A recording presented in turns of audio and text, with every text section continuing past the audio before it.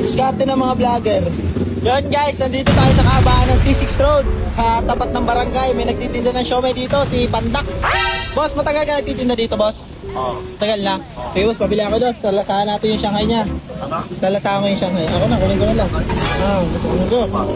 Ito pa, isang order. Ang sarap ng Shanghai dito ni Kuya guys. Sa mga gusto bumili, dito na kayo umorder kay Kuya. Kaya mga paninda ni Kuya.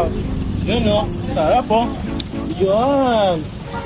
Ano ka dito Kuya? Matagal kayo titinda dito? Oo, mataganda. Since day one?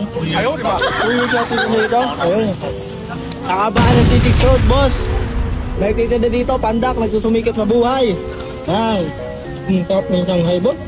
Sabihan ko na ito, boss, Shanghai ah. Yan. Yan. Ano yung suka mo, boss? Ito kayo yan. Timplado to, timplado. Aray ko!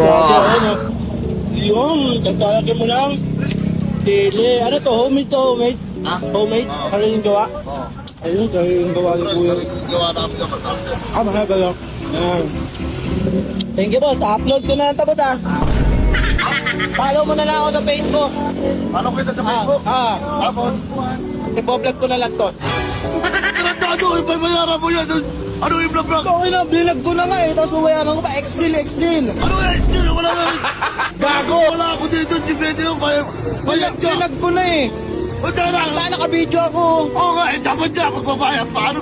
Pag vlogger, mapera, di ba? Dapat magbabayad ka. Vlogger ako kaya dapat. Apo pa, bayaran mo ako 150 oh.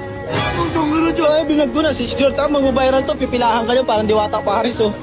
Ayaw mo. Ba yun? Ang dungiro mo, lugi pa lang. Ayaw mo ng ganun? Ha? Ay, di na, hindi ko na ipa-vlog.